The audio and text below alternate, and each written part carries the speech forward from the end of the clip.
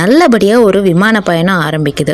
ஒரே ஒருத்தனுடைய அஜாக்கிரதையினால அந்த மொத்த விமான பயணிகளுமே உயிருக்கு போராடுற நிலைமை ஏற்படுது. ஒரு சின்ன ஃபயர் ஸ்பார்க் தாங்க, அது மொத்த விமானத்தையுமே ஆட்கொள்ளுது. வேற வழி இல்லாம கடலுக்குள்ள தரையிறக்குறாங்க. அங்க போய் பார்த்தா பாதி பேரு தண்ணிக்குள்ள மூழ்கி செத்துறாங்க, மீதி பேரு சுறா மீன் கிட்ட மாட்டிக்கிட்டாங்க. இப்படி இவங்கெல்லாம் தப்பிச்சு வெளியே வந்த கதை தான் தி டீப் வாட்டர்ஸ். இது 2026 வந்த படம். ரொம்ப ரொம்ப நல்லா இருக்கும். வாங்க குட்டி ரீகேப்பா பார்த்துடலாம். படத்தோட ஆரம்பத்திலே ரிச் அப்படிங்கிற இந்த பைலட்டை காட்டுறாங்க. இப்போ போக போறதுதான் இவருடைய கடைசி பயணம். இதுக்கப்புறம் அவர் ரிட்டையர் ஆகுறாரு. கட் பண்ணா பென்னு ஒரு கேரக்டர் இன்ட்ரடியூஸ் பண்றாங்க. கிட்டத்தட்ட இவர் தான் ஹீரோ. பென்னுடைய மனைவி ஃபோன் பண்ணி நீங்க வீட்டுக்கு எப்பதான் வருவீங்க, நம்ம பையனுக்கு உடம்பு சரியில்லை, தெரியுமா தெரியாதான்னு ரொம்ப சங்கடமா பேசுறாங்க. இவரும் வேற வழி இல்லாம கடைசியா ஒரு ட்ரிப்பு போயிட்டு வந்துடுறமான்னு சொல்லிட்டு இவருடைய பைலட் வேலைக்காக ஏர்போர்ட்டுக்கு வராரு. ஏர்போர்ட்டுக்குள்ள கூட சிகரெட் பிடிக்கக்கூடிய தற்கொலையா இருக்கிறது டேனு. இவனை அங்க பிடிக்காதுன்னு சொன்னாங்க கூட சிகரெட் பிடிக்கிற அளவுக்கு மென்டலா இருக்கான். இப்போ அவனுடைய டேப்லெட்ல சார்ஜ் கம்மியா இருக்குன்னு உடனே ஷார்ட் ஆகிற பவர் பேங்க் எடுத்து அதை சார்ஜ் போட்டு லக்கேஜுக்குள்ள வச்சு உள்ளுக்குள்ள அனுப்பிடுறான். அவங்க பேட்டரி ஏதாவது இருக்கான்னு கேட்கும்போது அதெல்லாம் ஒன்றும் இல்லைன்னு சொல்லிட்டு லக்கேஜை ஸ்க்ரூட்டினிக்கு அனுப்புறான். இப்போ இன்னொரு ஃபேமிலியை காட்டுறாங்க. கோரா அப்படிங்கிற ஒரு குட்டி பொண்ணுடைய அப்பா பேரு டெக்லன். டெக்லனுக்கும் ஜெயாவுக்கும் கூடிய சீக்கிரத்தில் செகண்ட் மேரேஜ் நடக்க போகுது. ஜெயாவுக்கு ஆல்ரெடி ஃபின்னு ஒரு பையன் இருக்கான். ஜெயா ஃபின்னுடைய பேக்ல வந்துட்டு ஒரு ட்ராக்கரை மாட்டிட்டு அதுக்கான பாஸ்வேர்டை ஃபோனில் வந்து அவனுடைய பர்த்டே அப்படின்னு சொல்லிட்டு இவங்க கிட்ட சொல்லிட்டு கையில் கொடுத்துட்டு போகிறாங்க. ஆக்சுவலாக ஜெயாவும் ரொம்ப நல்லவங்க தான். அடுத்தது பார்த்தீங்கன்னா லில்லி ஹச் அப்படிங்கிற 2 கேரக்டர் காமிக்கிறாங்க. 2 பேருமே வந்துட்டு ஒரு ஸ்போர்ட்ஸ் டீமில் இருப்பாங்க. ஆரம்பத்துலேருந்தே இவங்க 2 பேத்துக்கும் 7ஆம் பொருத்தம் தான். இதை எப்போவுமே சாம் அப்படிங்கிற ஒரு பையன் தான் வந்துட்டு சால்வ் பண்ணி வைப்பான். ஆக்சுவலாக லில்லிக்கும் சாமுக்கும் நடுவில் ஒரு ட்ராக் ஓடிக்கிட்டு இருக்கும். கோச் வந்து எல்லா சண்டையும் முடிச்சு வைக்கிறதுக்குள்ள இவங்களுடைய லைனை கட் பண்ணிட்டு டேன்னு ஃபர்ஸ்ட் உள்ள போயிடுறான். இப்போ எல்லாமே செட் ஆயாச்சு. இவங்க காக்பிட்ல வந்து உட்காந்துறாங்க. ரிச் பென் இப்போ 2 பேரும் தான் வந்துட்டு சீனியர் ஜூனியர் பைலட்டா அந்த ஃப்ளைட்டை இயக்க போறாங்க. ஃப்ளைட்டை ஸ்டார்ட் பண்ணும்போது இன்ஜின்ல ஃபேன் ஏதோ பிரச்சனையா இருக்கும் போல இருக்குன்னு பென்னு சொல்றாரு. ஆனா ரிச் அதெல்லாம் ஒன்றும் பிரச்சனை இல்லை, நான் சமாளிச்சிருவேன்னு சொல்றாரு. அடுத்ததான் டர்புலன்ஸ் செக் பண்ணலாமா சார்னு பென்னு கேட்கும்போது ஒன்றுமே ப்ராப்ளம் இல்லை, ரொம்ப யோசிச்சுன்னா எல்லாமே ப்ராப்ளமாக தான் தெரியும்னு சொல்றாங்க.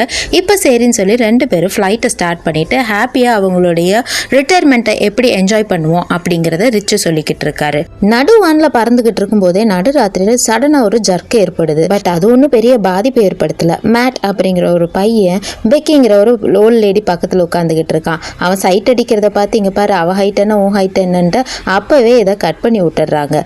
உள்ளுக்குள்ள சாம் அண்ட் லில்லி 2 பேரும் பேசிக்கிட்டு இருக்காங்க. சாமுக்கு லில்லி ஏற்கனவே ஒரு லவ் லெட்டர் கொடுத்துருப்பா, அது இன்னும் சாம் படிக்கவே இல்லை. எதனால இப்படி தயங்குற, ஒரு தடவை தான் படிச்சு பாருன்னு சாம் கிட்ட லில்லி கெஞ்சிக்கிட்டு இருக்கா. சரி ஓகே நான் படிச்சு பாக்குறேன்னு அதை எடுத்துட்டு இவன் ரெஸ்ட் ரூம்குள்ள போய் பாக்குறான். அதை பிரிக்கிறதுக்கு இவனுக்கு ஒரு அளவுக்கு பயமா இருக்கு. இருந்தாலும் சரி அப்புறம் பார்க்கலான்னு பேக்கெட்குள்ள வச்சிடறாங்க. இப்போ ஃப்ளைட்டுக்குள்ள அந்த ஃபேமிலி கோராவோட அப்பா வந்துட்டு அந்த பொண்ணை தூங்க சொல்லிட்டு அவன் கல்யாணம் பண்ணிக்க போற ஜெயா கூட ரொமான்ஸ் பண்ணிக்கிட்டு இருக்காரு. 2 பேரும் ரொமான்ஸ் பண்றது அந்த பொண்ணு கிண்டல் பண்றதுனால 2 பேரும் கொஞ்சம் ரொமான்டிக்கா இருப்போமே அப்படின்னு ரெஸ்ட் ரூம்குள்ள பூந்துடுறாங்க. இப்போ அம்மா அப்பா 2 பேருமே ரெஸ்ட் ரூம்குள்ள போனதை பார்த்துட்டு ஃபின் அப்படிங்கிற அந்த ஜெயாவோட பையன் வந்து இந்த பொண்ணுகிட்ட பேசலாம் ட்ரை பண்றான். ஆனால் அவன் மூஞ்சி கொடுத்து பேச மாட்டேங்கிறா. அவங்க அப்பா அம்மா ரொமான்ஸ் பண்ண போனதை மேட்டும் பார்த்துறான். மேக் அந்த பையனை பிடிச்சி வச்சு உட்காந்து ஏதோ பேசி அவனை டைவர்ட் பண்ணிட்டு இருக்கா. இப்போ இந்த கோரா நேரா போயிட்டு அவங்க அம்மா அப்பா ரெஸ்ட் ரூம்குள்ள இருக்கிறதுனால காதை வச்சு கேட்டுக்கிட்டு இருக்கா. இந்த சைடு பார்த்தீங்கன்னா பேரலா டேன் ஒரு சவுட்கேஸ்குள்ள போட்ட அந்த டேப்லெட் லீச் அவுட் ஆகி நெருப்பு வர ஆரம்பிச்சிருச்சு. அது எல்லாமே கேபின்குள்ள இருந்ததுனால யாருக்குமே தெரியல. டெம்பரேச்சர் லைட்டா இன்க்ரீஸ் ஆகிறத பென் நோட்டீஸ் பண்றாரு. உள்ளுக்குள்ள இருக்க சிஸ்டம்ல ஏதோ ஒரு பாதிப்பு இருக்கு, உடனடியா செக் பண்ணுங்கன்னு காக்பிட்ல இருக்க அவங்க க்ரூவுக்கு இன்ஃபர்மேஷன் கொடுக்குறாங்க. அவங்களும் போய் செக் பண்ணும்போது இங்க கட்டுப்படுத்த முடியாத அளவுக்கு கொஞ்சம் நெருப்பு இருக்குன்ற மாதிரி ஃபர்ஸ்ட் ஹேண்ட் இன்ஃபர்மேஷனை அவங்க வந்துட்டு பைலட்ஸ் கிட்ட சொல்லிடுறாங்க. திடீர்னு ஃபயர் ஆன அதே கண்டெய்னர் நேரா வந்து அங்க அடுக்கி வச்சிருந்த கேஸ் டேங்க் மேல எல்லாம் படுது. பயங்கரமான சத்தத்தோட எல்லா கேஸ் டேங்க்குமே அட் டைம்ல வெடிச்சு செதறுது. அதுல ஒரு கண்டெய்னர் வேகமா வந்து ஒரு பெண் பயணியோட தலையிலேயே அடிச்சு அந்த பொண்ணு அங்கேயே இறந்து போகுது. இப்போ எல்லாமே ஆட்டோமேட்டிக்கா நடந்துகிட்டு இருக்கு. யாருமே எதிர்பார்க்கல. விமானமும் ஏதோ ஒரு பிரச்சனையில மாட்டிருச்சுன்னு எல்லாத்துக்கும் தெரியுது. பேனிக் ஆகி எல்லாரும் அங்கேயும் எங்கேயும் ஓடிக்கிட்டு இருக்காங்க. இப்போ பாத்தீங்கன்னா ரெஸ்ட் ரூம்குள்ள ரொமான்ஸ் பண்ண போனாங்க இல்லையா அந்த இளம் ஜோடி, அவங்க 2 பேரும் உள்ளுக்குள்ளேயே மயங்கி கிடக்குறாங்க. வெளியே இருக்க எல்லாருமே ஒருத்தர் மேல ஒருத்தர் இடிச்சுக்கிட்டு கீழே மேலே விழுந்துகிட்டு இருக்காங்க. ரெஸ்ட் ரூமுக்கு வெளியே அவங்க அப்பா அம்மாவை பார்க்க போன கோராவும் மேல இருந்து கீழே விழுக ஆரம்பிக்கிறா. அவளை மட்டும் லில்லி பிடிக்காம இருந்திருந்தா அவளும் கீழே விழுந்திருப்பா. இப்போ உள்ளுக்குள்ள 2 பேருமே அன்கான்ஷியஸ் ஆயிட்டாங்க. இது எல்லாத்தையும் எப்படி சமாளிக்கிறதுன்னு தெரியாம சிச்சுவேஷன்ஸுடைய சீரியஸ்னஸ் தெரிஞ்சு இவங்க 2 பேரும் டிஸ்ட்ரெஸ் சிக்னல் அனுப்புறாங்க. பைலட் கையில தான் இப்போ எல்லாமே இருக்கு, ஆனா நீங்க யாரும் பயப்படாதீங்க, எங்களால் முடிஞ்ச வரைக்கும் நாங்க பக்கத்தில் இருக்கக்கூடிய ஏதாவது ஒரு லேண்டிங் ஸ்பாட்டை பிடிச்சி லேண்ட் ஆகிக்கிறோம் அப்படின்னு பைலட்ஸ் இங்க இருக்க பேசஞ்சர்ஸ்க்கு இன்ஃபர்மேஷன் கொடுக்குறாங்க. அதுக்குள்ள பேசஞ்சர்ஸ் அவங்களுடைய சீட் பெல்ட்ஸ் எல்லாம் போட்டுக்கிட்டு பயப்படாதீங்க, எப்படியாவது காப்பாத்திடுவாங்கன்னு இவங்க சொல்ற இன்ஸ்ட்ரக்ஷன்ஸை கேட்டுக்கிட்டு இருக்காங்க. நம்ம ஆகாவலி இருக்கான் இல்லையா டேனு, அவன் இப்போ கூட ரெஸ்ட் ரூம்குள்ள போய் சிகரெட் பிடிச்சிக்கிட்டு இருக்கான். லக்கேஜஸ் எல்லாம் வச்சுட்டு இருக்க கார்கோ செக்ஷன்ல ஒண்ணுக்கு ஒன்று கண்டெய்னர் சிடிச்சுக்கிட்டு இருக்கு. இதே நேரத்தில் அந்த நெருப்பு விடாம உள்ள எரிஞ்சுக்கிட்டு இருக்கிறதுனால அங்கிருந்து சைட்ல இருக்க டர்பைன் இன்ஜினுக்கு அது போயிடுது. ஃப்ளைட் இன்னுமே 10,000 அடி மேலே தான் பறந்துகிட்டு இருக்கு. அந்த காற்றோடைய அழுத்தத்தினால வேகமா தீ பரவி ஒரு இன்ஜினே கலண்டு ஓடிடுச்சு. இப்போ அந்த கேப் வழியா உட்கார்ந்துட்டு இருந்த பேசஞ்சர்ஸும் வெளியே தூக்கி வீசப்படுறாங்க. இதெல்லாம் பார்த்து மற்ற பேசஞ்சர்ஸும் பயங்கரமா பயப்படுறாங்க. இவங்க நிலைமையை கட்டுப்பாட்டுக்கு மீறி போய்கிட்டு இருக்கு. இப்போ இருக்கக்கூடிய இன்னொரு டர்பைனை வச்சு சமாளிக்கலாம்னு நினைக்கிறாங்க. அதுக்குள்ள தீ அங்கேயும் பரவ ஆரம்பிச்சிருச்சு. அடுத்த டர்பைனும் ஓபன் ஆகி கீழே விழுந்துருச்சு. கோராவை லில்லி பத்திரமா பிடிச்சு வச்சிருந்தா. ஆனா இந்த பிள்ளை அவ கையில இருந்து இறங்கி வேகமா அவங்க அப்பாவை தேடிட்டு ஓடிக்கிட்டு இருக்கா. அப்போ அங்க ஃபிளைட் அட்டெண்டன்ட் பென்னி அப்படிங்கிற லேடி அவளை பிடிச்சு வச்சிடறாங்க. இப்போ பார்த்துக்கிட்டிங்கன்னா தீயும் மலமலன்னு பரவிக்கிட்டு இருக்கு. இவங்க கிட்ட இன்ஜின் வந்துட்டு வேலை செய்யாம போயிடுது. இப்போ வேற வழி இல்லாம எப்படியாவது ஸ்பீடை குறைக்கணும், தீ பரவதை நிறுத்தணும்னா உள்ள இருக்கக்கூடிய எல்லா ஃபியூவலையும் வெளியே தள்ளிடணும் அப்படின்னு 2 பேரும் பிளான் பண்ணி வச்சிருக்கிற எல்லா ஃபியூவலையுமே வந்துட்டு காத்துல விட்டுடுறாங்க. விபத்துனால ஏற்படுற பாதிப்பை குறைக்கிறதுக்காக எல்லாரும் படுத்துக்கோங்கன்னு சொல்றாங்க. இப்போ எல்லாருமே சாஞ்சு படுத்துக்கிட்டு எப்படி சாக போறோம்னு எல்லாரும் சாமியை வேண்ட ஆரம்பிச்சுட்டாங்க. திடீர்னு இவங்க 2 பேத்துக்கும் ஒரு பிளான் வருது. எதிரில் தெரியிற கடலுக்குள்ள எப்படியாவது ஃபிளைட்டை இறக்கிட்டோம்னா உள்ள இருக்க லைஃப் ஜாக்கெட்டை வச்சு எப்படியாவது இவங்களா தப்பிச்சிருவாங்கன்னு ரிச்சு சொல்லிட்டு இருக்காரு. சரின்னு வேற வழி இல்லைன்னு ஃபியூவலும் இல்லை, மொத்தமா இப்போ எரிஞ்சு வெடிக்க போகுது, அதுக்குள்ள நம்ம கடல்ல இறக்கிடலாம்னு சொல்லி இவங்க வேகமா இவங்களுடைய திறமையெல்லாம் யூஸ் பண்ணி அவ்வளோ பெரிய ஃபிளைட்டை கொண்டு போய் கடல்ல இறக்குறாங்க. ஃபிளைட்டும் வேகமா கடல்ல வந்துட்டு சீறி பாஞ்சுக்கிட்டு இருக்குது. லேண்ட் ஆன ஒரு சில நொடிகள்லயே கீழே இருந்த பெரிய பவளப்பாறை ஃபிளைட்டை மொத்தமா டேமேஜ் பண்ணிருச்சு. ஃபிளைட்ல இருக்கவங்களுக்கெல்லாம் ஏகப்பட்ட பேத்துக்கு அடி ஆயிடுச்சு. உள்ள இருக்க ஜன்னல் எல்லாம் உடஞ்சு தண்ணி உள்ள வந்த உடனே நிறைய பேர் மூச்சு விட முடியாமையே உள்ளேயே செத்து போயிடுறாங்க. அங்க இங்கன்னு ஃபிளைட்டு சுக்குநூறா செதறி கிடக்குது. எரிஞ்சுக்கிட்டு இருக்க பாகங்கள்லாம் அங்கங்க இருக்கு. இப்போ ஃபிளைட்டுக்குள்ள இருந்தவங்க யார் யார் எங்க இருக்காங்கன்னு கூட யாருக்குமே தெரியல. லில்லி ஃபர்ஸ்ட் மேலே வந்துடுறா. மேலே வந்ததுக்கு அப்புறம் அங்க இருக்க ஒரு ஃபிளைட்டோடைய பார்ட் மேலே ஏறிடலாம் ட்ரை பண்றா. ஆனா அவ காலை ஒரு சுறா மீன் வேகமா பிடிச்சு இழுக்குது. ரொம்ப கஷ்டப்பட்டு அந்த சுறா மீன் கிட்ட இருந்து தப்பிச்சு இவ ஒரு வழியா மேலே ஏறிடுறா. அதுக்கப்புறம் இவளுடைய காலை பார்த்தா இவளுக்கே பயங்கர பயமா இருக்கு. அவ்வளோ பெரிய பற்கள் கொண்ட சுறா மீன் இவளை பயங்கரமா தாக்கி இருக்கு. அதுக்கப்புறம் தான் மேலே எந்திரிச்சு பார்க்கும்போது சுத்தியும் ரத்த கலரியா கிடக்கு. ஃபிளைட்டோட காக்பிட் பகுதியில ரிச்சும் பென்னும் இருக்காங்க. பென் எவ்வளவோ ட்ரை பண்ணி ரிச்சை எழுப்ப ட்ரை பண்றாரு. ஆனா அவர் அன்கான்ஷியஸ்ல தான் இருக்காருன்னு தெரியுது. அதுக்குள்ள முன்னாடி இருக்கக்கூடிய ஜன்னல்கள் எல்லாம் உடஞ்சு தண்ணி எல்லாம் உள்ள வர ஆரம்பிச்சிருச்சு. எப்படியாவது கஷ்டப்பட்டு இவர் எழுப்பிடலாம் ட்ரை பண்ணிக்கிட்டு இருக்காங்க. அப்போ ஃபிளைட் அட்டெண்டன்ட் இருக்க பென்னியும் வந்துடுறாங்க. இவரை கஷ்டப்பட்டு மேலே இழுக்க ட்ரை பண்றாங்க. ஆனா இவருடைய காலு ஒரு பெரிய ஹூக்ல மாட்டிக்கிட்டு இருக்கு. அங்க இருக்கிற ஒரு சுத்தியை வச்சு இந்த காலை எப்படியாவது ரிமூவ் பண்ணி எடுத்துடணும் அப்படின்னு ரொம்பவே ட்ரை பண்றாங்க. ஆனா ரிச்சு வந்துட்டு பெருந்தன்மையா என்ன காப்பாத்துறதுக்காக இங்க உட்கார்ந்துருந்தீங்கன்னா நீங்க 2 பேரும் இறந்துருவீங்க, தயவு செஞ்சு இங்கிருந்து போங்க, என்னுடைய லைஃப் இவ்வளோ ரிட்டைர்மெண்ட் முன்னாடி இது லாஸ்ட் பயணமா இருக்கும்னு நினைச்சாரு. ஆனா இதுவே அவருடைய கடைசி பயணமா முடிஞ்சிருச்சு. இப்போ வெளியே வந்து பார்க்கும்போது 2-3 அட்டெண்டர்ஸ் எல்லாம் சுயநினைவு இல்லாமல் கிடக்குறாங்க. அவங்கள பென்னும் பென்னியும் பார்த்துக்கிறாங்க. இப்போ ரிச் அவங்களுடைய ஃபேமிலி ஃபோட்டோஸை பக்கத்தில் வச்சுக்கிட்டு அவங்க கண்ணு முன்னாடியே கண்ணாடி உடைச்சு மூச்சு திணறி இறந்து போகிறாரு. இப்போ வெளியே இருக்கவங்களுக்கும் அந்த அலையோடைய தாக்கம் இருக்கு. முடிஞ்ச வரைக்கும் இவங்க யாரெல்லாம் காப்பாற்ற முடியுமோ எல்லாத்தையும் காப்பாற்றலாம் ட்ரை பண்ணிக்கிட்டு இருக்காங்க. ரெஸ்ட் ரூம்குள்ள மயக்கமாக இருந்த 2 பேரும் இப்போ மயக்க தெரிஞ்சு எந்திரிக்கிறாங்க. ஏதோ ஒரு பிரச்சனை ஆயிடுச்சு, கதவை திறங்கன்னு சொல்லிட்டு கதவை திறக்கிறாங்க. உள்ளுக்குள்ள நிறைய தண்ணி ஃப்ளோ ஆகி வந்துருது. இப்போ இவங்க பார்த்தீங்கன்னா ஃப்ளைட்டோடைய வால் பகுதியில் இருக்காங்க. அது ஆல்ரெடி ஒரு பவளப்பாறையில் முட்டிக்கிட்டு நின்றுக்கிட்டு இருக்கு. இப்போ அந்த இடமே ரொம்ப ரொம்ப மோசமான ஒரு சூழ்நிலையில் இருக்கு. தண்ணி கொஞ்சம் கொஞ்சமாக பவளப்பாறைகள்ல இருந்து கேப் வழியாக உள்ளுக்குள்ளே நுழைஞ்சிக்கிட்டு இருக்கு. அது மட்டும் இல்லாமல் உள்ளுக்குள்ளே ஏகப்பட்ட பேர் மாட்டிக்கிட்டு இருக்காங்க. ஒவ்வொருத்தங்களும் அவங்களால வெளியே வர முடியாதுன்னு அவங்களே அவங்களுடைய விதியை தேடிக்கிறதா நினச்சி தண்ணிக்குள்ளேயும் விழுகிறாங்க. உள்ளுக்குள்ளே பெட்டி அப்படிங்கிற அந்த பாட்டியம்மாவும் ஒரு யங்ஸ்டரும் இன்னொரு லேடியும் இருக்காங்க. அவங்க 3 பேர் எப்படியாவது மேலே வந்து வந்துடலாம் ட்ரை பண்ணிக்கிட்டு இருக்காங்க. பாட்டிக்கு வயசானதுனால கொஞ்சம் கூட அவங்களால மேலே வரவே முடியல. இன்னொரு பொண்ணு மேலே வர ட்ரை பண்ணி கீழே கீழே விழுந்துகிட்டு இருக்கா. இப்போ கதவை திறக்கலாமான்னு யோசிக்கிறாங்க. ஆனால் கதவை திறந்தா தண்ணி எல்லாம் உள்ள வந்து இன்னும் நிலமை மோசமாயிடும்னு யோசிக்கிறாங்க. இப்போ அவங்களுக்குள்ள இருக்கக்கூடிய திங்ஸை வச்சே அவங்களே கட்டு போட்டுக்கிட்டு இருக்காங்க. அந்த குட்டி பையன் ஃபின்னும் எங்கே தான் இருப்பான். அவன் ரொம்ப பயந்து போயிருக்கான். இவங்களுடைய பாதுகாப்பில் அந்த பையனும் இப்போ சேஃபாக இருக்கான். மேலே பார்க்குற நேரத்தில் பென்னும் பெண்ணியும் எப்படியாவது மிச்சம் இருக்கவங்களெல்லாம் காப்பாற்றணும். நான் ரொம்ப நல்லாவே ஸ்விம் பண்ணுவேன், அதனால நான் லைஃப் போட் எல்லாம் சேகரிச்சிடுறேன். யாரெல்லாம் நம்ம கண்ணுக்கு தெரியுறவங்களோ அவங்கள எல்லாத்தையும் நம்ம காப்பாற்றிடலாம் அப்படின்னு ரொம்ப உறுதியாக சொல்லிட்டு இந்த பொண்ணு லைஃப் ஜாக்கெட் எல்லாம் தேடி இவ பாட்டுக்கு நீந்திக்கிட்டு இருக்கா. கோராவும் இவனும் மேலே இருந்து பார்த்துக்கிட்டு இருக்காங்க. இவ பக்கத்தில் நிறைய ஷார்க் வர்றதை இவங்க 2 பேரும் நோட்டீஸ் பண்ணிட்டு ஷார்க்குன்னு கத்துறாங்க. ஆனால் இந்த லேடி ரொம்பவே தூரமாக போயிருந்தனால அவங்க சொல்றது எதுவும் கேட்கல. நல்ல வேலையாக ஒரு லைஃப் போட்டு பென்னு கிட்ட மிதந்து வந்திருக்கும். அந்த லைஃப் போட்டில் கோராவும் பென்னும் சேர்ந்து துடுப்பு போட்டு எப்படியாவது பெண்ணியை காப்பாற்றுறதுக்காக அவள் பக்கத்தில் போகலான்ட்டு போகிறாங்க. அதுக்குள்ளே நிறைய ஷார்க்கு அவளை சுத்து போட்டுருச்சு. எப்படியாவது இந்த பொண்ணை காப்பாற்றணும்னு ட்ரை பண்ணுறதுக்குள்ளேயே ஒரு ஷார்க் இந்த பொண்ணுடைய காலை ரொம்ப பலமாக கடிக்க ஆரம்பிச்சிருச்சு. இவளும் தட்டி பிடிச்சி மேலே வந்ததா இருந்தாலும் அது இவளுடைய ரத்த வாடைக்கு விடவே மாட்டேங்குது. இவன் கையை பிடிச்சிட்டான். எப்படியோ ஏறிட்டோம் அப்படின்னு நினச்சி இந்த பொண்ணு ஏறுறதுக்குள்ள மறுபடியும் அவளுடைய உடம்பை பாதியாக பிச்சு அந்த ஷார்க்கு இழுத்துட்டே போயிடுது. இவங்களை திங்கிறதுக்காக இன்னொரு ஷார்க்கு வருது. இவன் வேகமாக துரிதமாக செயல்பட்டதுனால துடுப்பை வச்சே அந்த ஷார்க்கை அடிச்சு விரட்டிடுறான். இப்போ ரெஸ்ட் ரூம்குள்ளே மாட்டியிருந்தா அந்த அப்பா அம்மா வந்து அவங்க குழந்தைங்க எங்கேன்னு தேடிக்கிட்டு இருக்காங்க. ஆனால் அவங்க உட்கார்ந்துருந்த சீட்டு ஃபுல்லாக ரத்தமாக இருக்கு. அவங்க பொம்மையெல்லாம் சதறி கிடக்கு. எல்லாருமே ஒரே சைடு நிற்கிறதுனால விமானத்தில் ஒரு சைடு மட்டும் வெயிட் அதிகமாகி கீழே இருக்க பவளப்பாறையெல்லாம் பிஞ்சு போக ஆரம்பிக்குது. அதனால விமானம் ஒரு சைடு வாங்கின உடனே முன்னாடி நின்றுட்டு இருந்த பொண்ணு கடலுக்குள்ளே விழுந்துடுறா. எப்படியோ திமிங்கலங்கள்லாம் வர்றதை பார்த்த உடனே அங்கே இருக்க ஒரு ஆள் அவங்கள காப்பாற்றிடுறாங்க. சாம் இப்போ சொல்கிறா, எல்லாரும் தனித்தனியாக நில்லுங்க, அப்போ தான் ஈக்குவலாக வெயிட் வந்துட்டு போகும், இல்லாட்டினா எல்லாருமே மூழ்கி செத்து போயிடுவோன்னு சொல்கிறாங்க. ஒரு சிலர் சாமுக்கு சொன்னதுக்கு ஓகேன்றாங்க. ஆனால் ஹட்சுங்கிற அதே பையன் நீ சொல்கிற மாதிரியெல்லாம் கேட்க முடியாது, எல்லாத்தையும் கீழே தள்ளி விட பார்க்குற அப்படின்ற மாதிரி சொல்கிறான். இப்போ சாம் சொல்கிறதுக்கு எல்லாருமே ஓகே சொன்னதுனால எல்லாரும் தனித்தனியாக பிரிஞ்சு நிற்கிறாங்க. இப்போ லின்னி நின்றுட்டு இருந்தா அந்த பார்ட்டு முழுக ஆரம்பிச்சிருச்சு. வேற வழி இல்லாமல் இந்த பொண்ணும் கடலில் இறங்கி வேகமாக அங்கே இருக்கக்கூடிய எல்லாரும் நோக்கி வர ஆரம்பிக்கிறா. ஒரு வழியாக இவளும் பத்திரமா வந்து சேர்ந்துறா. வந்த உடனே சாம கட்டி பிடிச்சிடறா. திடீர்னு கோச்சை வந்து தண்ணிக்குள்ள ஒரு ஷார்க் பிடிச்சி இழுத்துட்டு போகுது. கோச் எவ்வளவோ கத்துறாரு, இருந்தாலும் இவங்கெல்லாம் போய் அவனை காப்பாத்துறதுக்குள்ள கோச்சு இந்த விமானத்துல இருந்து ரொம்ப தள்ளி போயிடுறாரு.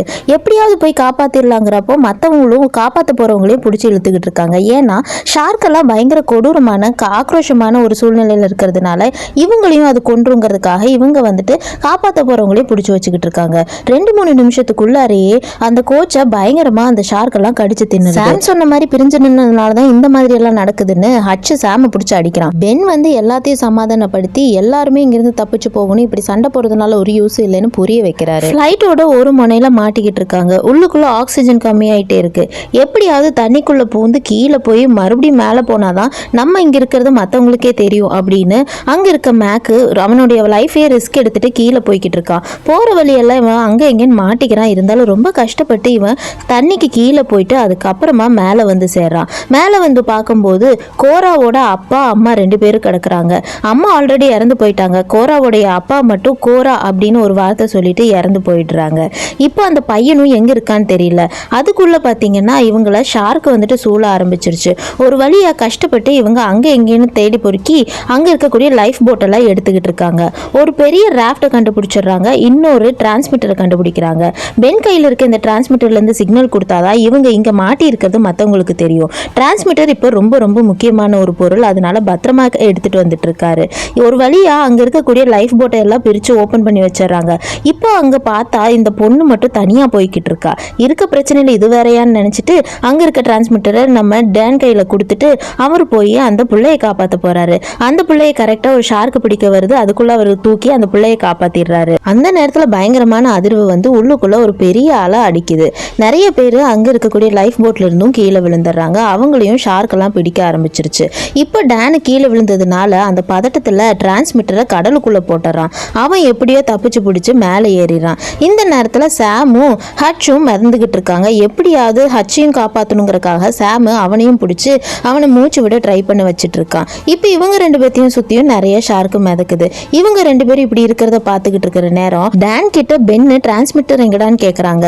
அதை நான் கீழே போட்டுட்டேன், அதை பத்திரமா வைக்க வேண்டியது உன்னோட பொறுப்பு, நீ உன்னோட வேலை சரியா செய்யாம என்ன குறை சொல்றியாங்கிற மாதிரி சொல்றான். சாமும் ஹட்சும் சுறா கிட்ட மாட்டிக்கிட்டது இவன் பார்த்துறான். எப்படியா போய் அவனை காப்பாற்றணும் அப்படிங்கிறது இவனுக்கு மைண்ட்ல வந்த உடனே எல்லாரும் போலான்னு சொல்றாங்க.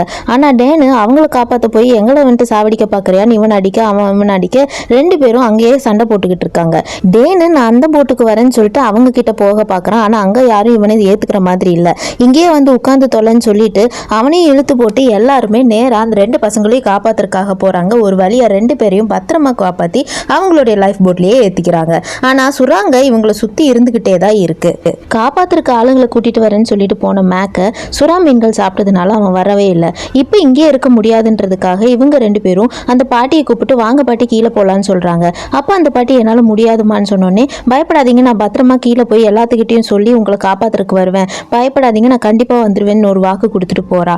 இவன் வந்துட்டு அந்த பையனையும் கூப்பிட்டு ரொம்ப கஷ்டப்பட்டு நீந்தி மேலே வந்துகிட்டு இருக்கும்போது மேக்கோடைய டெட் பாடியை இவ பார்க்குறா. அதுக்கப்புறம் தான் தெரியுது அவன் செத்து போயிட்டான்னு. இப்போ நல்ல வேலையா இவங்களுக்கு அங்கே ஒரு லைஃப் போட்டும் கிடைக்குது. அந்த லைஃப் போட்டை சக்ஸஸ்ஃபுல்லாக ஓப்பன் பண்ணி இவங்க 2 பேரும் அதில் ஏறணும் ட்ரை பண்ணுறாங்க. அந்த பையன் ஏறிட்டான், ஆனால் இவ்வளோ ஒரு ஷார்க்கு பிடிக்க ஆரம்பிச்சிருச்சு. ரொம்ப கஷ்டப்பட்டு அவள் மேலே ஏற ட்ரை பண்ணிக்கிட்டு இருக்கா. ஆனால் ஷார்க்கு இவளை ஒரு பயங்கரமாக கடிக்க ஆரம்பிச்சிருச்சு. ஒரு வழியா இவ மேலேயும் ஏறி வந்துட்டா. ஆனால் நிறைய ரத்தம் போனதுனால அவள் அங்கேயே மயக்கம் போட்டு விழுந்துட்டா. ரத்தத்தோட வாடிக்கை அந்த லைஃப் போட்டை சுற்றி நிறைய சுறாங்க மிதந்துக்கிட்டே இருக்கு. அதோடைய அதிர்வு தாங்க முடியாமல் இந்த குட்டி பையன் ஃபின்னும் தண்ணிக்குள்ளே விழுந்துடுறான். இப்போ கரெக்டாக இவங்களுக்கு மேலே ஒரு பெரிய ஃப்ளைட்டு பறந்துக்கிட்டு இருக்கு. எல்லாருமே சேர்ந்து கையை ஆட்டி அவங்களுக்கு சிக்னல் கொடுக்குறாங்க. ஆனால் அந்த ஃப்ளைட் இவங்களை பார்க்கவே இல்லை, அது பாட்டுக்கு கடந்து போயிடுச்சு. இப்போ இந்த பாட்டியை காப்பாற்றுறதுக்கு யாருமே இல்லை. இவங்களுக்கும் தெரிஞ்சிருச்சு தான் சாக போகிறோன்னு. சாகிறதுக்கு முன்னாடி கடைசியாக தன்னுடைய பேத்தியோடைய ஃபோட்டோவை ஃபோனில் வச்சு பார்த்துக்கிட்டு ரொம்ப சந்தோஷமாக உன்னோடைய நினைவுகளோடு நான் சாகிறேன்னு சொல்லிக்கிட்டு இருக்காங்க. இந்த நேரத்தில் நிறைய ரெஸ்கியூ ஹெலிகாப்டர் காணாமல் போன அந்த ஃப்ளைட்டை தேடிக்கிட்டு இருக்காங்க. ஹெலிகாப்டர் எல்லாம் பக்கத்தில் இருக்கக்கூடிய சரௌண்டிங்கில் இருக்க மற்ற கப்பல்கிட்டையும் உதவி கேட்டுக்கிட்டு இருக்காங்க. அவங்களும் பக்கத்தில் இருக்க ஏதாவது ஒரு விமானம் விழுந்து கிடக்குதான்னு செக் பண்ணிக்கிட்டு இருக்காங்க. இந்த நேரத்தில் சாம் கிட்ட ஹச்சு சொல்கிறான், உனக்கு லில்லியை பிடிச்சிருந்ததுன்னா நீ ஏன் அவளை ப்ரப்போஸ் பண்ணக்கூடாதுன்னு. அப்போ சாம் சொல்கிறான், நம்ம டீமுக்குள்ளே யாரையும் கல்யாணம் எல்லாம் பண்ணிக்க கூடாது இல்லைன்னு சொல்லும்போது அதெல்லாம் இப்போ யாரு கேட்குறா, உனக்கு வேணும்னா நீ ப்ரப்போஸ் பண்ணுன்னு சொல்கிறான். அதே நேரத்தில் இப்போ கோரா ரொம்ப வருத்தமாக இருக்கா, என் ஃபேமிலி எல்லாருமே காணாமல் போயிட்டாங்கன்னு சொல்கிறாங்க. அப்போ பென் வந்துட்டு இங்கே பாரு, நான் உன் கூட தான் இருப்பேன், இதுதான் என்னோட ஃபேமிலி, இது கூட நீயும் சேர்ந்து வாழலாம்னு சொல்லிக்கிட்டு இருக்காங்க. பென் கையில் இருக்க ஃபிளேர் கன்னை யூஸ் பண்ணி ஹெலிகாப்டருக்கு சிக்னல் கொடுக்குறாங்க. திடீர்னு இவங்களை காப்பாத்துறதுக்காக ஒருத்தன் கீழே இறங்கி வரான். வராத கீழெல்லாம் ஷார்க்கா இருக்குன்னு சொல்றதுக்குள்ள அவன் கீழே இறங்கிடுறான். டக்குன்னு ஒரு ஷார்க் வந்து இவனை பிடிக்க ஆரம்பிச்சிருச்சு.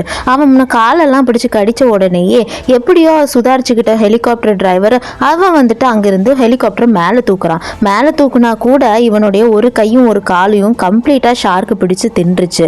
இப்போ எல்லாரும் அதை பார்த்து அலறிக்கிட்டு இருக்க நேரம் வேற ஒரு ஷார்க்கு வந்து டக்குன்னு அவனை அப்படியே கவ்வி பிடிச்சு இழுத்துட்டு போயிடுச்சு. அந்த ஆள் உடம்புல கட்டி இருந்த அந்த ரோப்பு ஹெலிகாப்டரோட கனெக்ட் ஆயிருந்துச்சு. இவனை இழுத்துட்டு போன அந்த ஃபோர்ஸ்ல ஹெலிகாப்டர் சுத்தமா அங்கே எங்கேயும் சுத்தி மறுபடியும் தண்ணிக்குள்ளாரியே விழுந்து பெரிய ஆக்சிடென்ட் ஆயிடுச்சு. அந்த அதிர்ச்சியில லைஃப் போட்டு கவிழ்ந்து எல்லாரும் தண்ணிக்குள்ளேயும் விழுக ஆரம்பிச்சிட்டாங்க. லைஃப் போட்டை மறுபடியும் நேரா நிறுத்தி அதுக்குள்ள வந்துட்டு ஒவ்வொருத்தங்களா ஏற ஆரம்பிக்கிறாங்க. இப்ப கூட டேனு இன்னொரு லேடியை பிடிச்சி கீழே இறக்கி விட்டுட்டு அவன் மேலே ஏறான். கீழே இறக்கி விட்டு அந்த லேடியை வேற ஒரு ஷார்க்கு பிடிக்க ஆரம்பிச்சிருச்சு. பக்கத்துல இருக்கக்கூடிய ஒரு கப்பல் இவங்களுக்கு உதவிக்காக வரணும்னு ட்ரை பண்ணுது.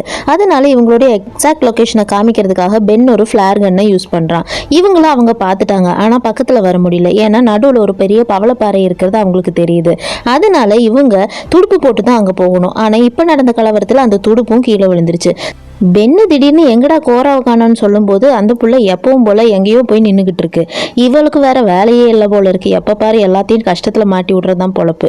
பென்னு அந்த பிள்ளையை காப்பாற்றணுங்கிறதுக்காக அவ்வளோ ரிஸ்க் எடுத்து போயிட்டு அந்த ஃப்ளைட்டு மேலே ஏறி நின்று இந்தாம்மா இது சீக்கிரம் முழுக போது கொஞ்சம் கூட வானப்போ எங்கள் அப்பனை விட்டுட்டு நான் வரமாட்டேன், நான் அவங்க கூடயே சாக போகிறேன்னு சொல்லுது. இந்த ஆளாவது விட்டுட்டு போயிருக்கலாம். இவன் அவகிட்ட சமாதான பேச்சுவார்த்தை நடத்துகிறான். தயவு செஞ்சு வா நான் அவனை பார்த்துக்கிறேன்னு சொல்லி அந்த பிள்ளையை கூட்டிகிட்டு போய்கிட்டு இருக்கான்.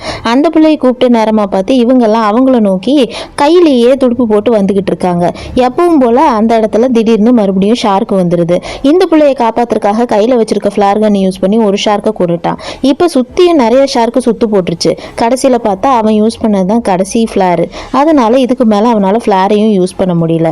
அந்த கப்பல்ல இருக்கவங்க எல்லாருமே அவங்க பிடிச்சு வச்சிருந்த சின்ன சின்ன மீன் எல்லாத்தையும் கடல்ல விட்டு அந்த சுறாக்கள் எல்லாத்தையும் திசை திருப்புறாங்க. இந்த நிலைமையில கூட அங்க மிதந்து வந்துகிட்டு இருக்க ஒரு சிகரெட் பாக்கெட் எடுத்து டேன்னு அந்த சிகரெட்டை பத்த வைக்க லைட்டரை பத்த வைக்கிறான். அது ஒர்க் ஆக மாட்டேங்குது. ஆனா திடீர்னு ஒரு சுறா வந்து அவனை இழுத்துட்டு போயிருச்சு. இந்த படத்திலேயே வச்சு ரொம்ப சாட்டிஸ்ஃபைங்கான சீன் இதுதான். அடுத்த நாள் காலையில விடியுது. எல்லாத்துடைய போனும் யூஸ் ஆக ஆரம்பிச்சிருச்சு. இப்போ எல்லாரும் ஒவ்வொரு இடத்துல உட்காந்து பேசிக்கிட்டு இருக்காங்க. அந்த நேரத்துல சாமு நான் உன்னை கல்யாணம் பண்ணிக்கிறேன்னு லில்லி கிட்ட சொல்றான். சரி ஓகேன்னு ரெண்டு பேரும் அவங்களுக்குள்ள இருக்க காதலெல்லாம் பரிமாறிக்கிட்டு இருக்காங்க. இப்போ ரெண்டு பேரும் கிஸ்ஸும் பண்ணிக்கிறாங்க. அவங்களுடைய லவ் ஸ்டோரி இங்கிருந்து ஆரம்பிக்குதுன்னு நம்ம புரிஞ்சுக்க முடியுது. அடுத்ததாக பார்த்தீங்கன்னா கோரா ரொம்ப ஃபீல் பண்ணிக்கிட்டு இருக்கா. என்னுடைய அப்பா அம்மாவெல்லாம் போயிட்டாங்க. இப்போ என்னுடைய ஸ்டெப் பிரதரும் போகிறான் போல இருக்கு. அவன் எங்கே இருக்கான்னு தெரியல. உடனே டக்குன்னு அவனுடைய ஃபோனில் இருக்க ட்ராக்கரை யூஸ் பண்ணலான்னு இவனுக்கு ஞாபகம் வருது. கரெக்டாக அந்த ட்ராக்கர் காமிக்கிற லொக்கேஷனை பிடிச்சிக்கிட்டு கோராவோட ஸ்டெப் பிரதர் இருக்க ராஃப்டை கண்டுபிடிச்சிடறாங்க. அங்கே போய் பார்த்தா அந்த பொண்ணு மயக்கத்தில் இருக்கா. இன்னொரு கவர் ஓப்பன் பண்ணி பார்த்தா ஃபின்னு உயிரோட தான் இருக்கான். நல்ல வேலையா ஃபின்னுடைய அம்மா இவங்கிட்ட ஒரு ட்ராக்கரை கொடுத்துட்டு போயிருக்காங்க. இந்த பொண்ணு இவ்வளோ நாள் நான் நடந்துக்கிட்டதுக்கெல்லாம் சாரின்னு சொல்லிக்கிட்டு இருக்கா. இப்போ இந்த பொண்ணு கீழே ஒரு அம்மா உயிரோடு இருப்பாங்கன்னு சொல்கிறாங்க. இல்லைங்க அவங்க இறந்துட்டாங்கன்னு சொல்லிட்டு அந்த பொண்ணை காப்பாற்றுறாங்க. இப்போ இவனுக்கு ஒரு மெசேஜ் வருது. இவன் பையன் கடைசி ஸ்டேஜ் ஆஃப் கேன்சரில் இருக்கான்னு சொல்லிட்டு. இவ்வளோ பேத்த காப்பாற்றின பெண்ணுனால அவனுடைய சொந்த பையனை காப்பாற்ற முடியல. அந்த மாதிரி ஒரு கனத்த இதயத்தோட இந்த படத்தை முடிச்சிருப்பாங்க. இந்த படமும் என்னுடைய நரேஷன் உங்களுக்கு பிடிச்சிருந்ததுன்னா ப்ளீஸ் நம்ம சேனலை சப்ஸ்கிரைப் பண்ணிக்கோங்க. அடுத்த ரீகப் வீடியோவில் நான் உங்களை சந்திக்கிறேன். அது வரைக்கும் பாய்.